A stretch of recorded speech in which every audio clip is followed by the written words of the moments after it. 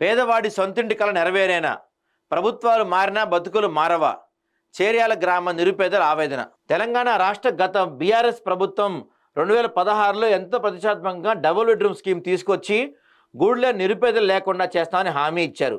కానీ నిరుపేదల చిరకాల స్వప్నం కలగానే మిగిలిపోయింది.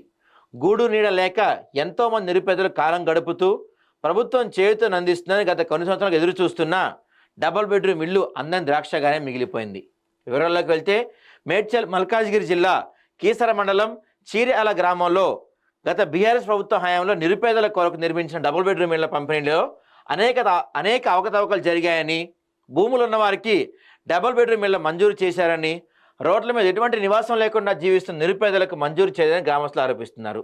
ఇది ఎప్పుడు ఉండేదే.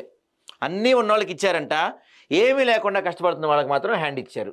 డబుల్ బెడ్రూమ్ ఇళ్ల పంపిణీ విషయంలో స్థానిక ప్రజలు, ప్రజాప్రతినిధులు, జిల్లా కలెక్టర్, ఆర్డీఓ, ఎంఆర్ఓకు అనేక ఫిర్యాదులు చేసినా కూడా నేటి వరకు ఎలాంటి ప్రయోజనం లేకుండా పోయిందని, గూడు లేని పేదలు చెప్పులు అరిగేలా ప్రభుత్వ కార్యాలయాల చుట్టూ తిరుగుతూ చివరికి తెలంగాణ హైకోర్టులో కేసు వేయడం కూడా జరిగిందని, గత పాలకవర్గం చేసిన తప్పులకు నేడు అనేక మంది అభాగ్యులు రోడ్లు పాలే జీవనం కొనసాగిస్తున్నారు.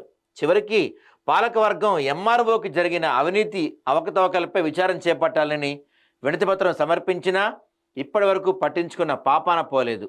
ప్రస్తుత ముఖ్యమంత్రి రేవంత్ రెడ్డి గతంలో మల్కాజ్గిరి పార్లమెంట్ సభ్యులుగా ఉన్నప్పుడు ఈ విషయంపై ఫిర్యాదు కూడా చేశామని, ఎన్నికల్లో కాంగ్రెస్ పార్టీ అధికారంలో రాగానే అన్యాయం జరిగిన నిరుపేదలందరికీ న్యాయం జరిగేలా చేస్తామని హామీ ఇచ్చారు.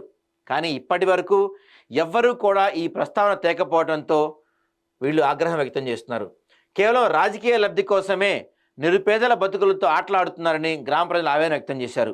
ఇప్పటికైనా సీఎం మా యొక్క మొర విని మాకు జరిగిన అన్యాయంలో ఎవరు ఉన్నారో వాళ్ళని గుర్తించి మాకు న్యాయం చేయాల్సిందిగా ఈ చీర్యాల గ్రామ ప్రజలు కోరుకుంటున్నారు. చక్కగా అన్నీ ఇదేంటి భూములు ఉన్న వాళ్ళకి వీళ్ళకి డబుల్ బెడ్రూమ్ ఇచ్చారంట, ఏమీ లేని పేదవాళ్ళని రోడ్డు మీద వదిలేశారంట. సాక్షాత్తు గతంలో పార్లమెంట్ మన మల్కాజ్గిరి ఎంపీగా ఉన్న రేవంత్ రెడ్డికి ఈ విషయం చెప్తే అధికారంలో రాగానే దీని సంగతి చూస్తామని అధికారంలోకి వచ్చి సంవత్సరం దాటిపోయింది, ఇంతవరకు ఎవరు పట్టించుకున్న పాపాన పోలేదు. స్థానిక సంస్థల ఎన్నికలు వస్తున్నాయి, ఇలాంటివన్నీ ప్రభుత్వాలు దృష్టిలో పెట్టుకోవాలి, లేకపోతే ఫలితాలు మీరు ఊహించినట్టు ఉంటాయి.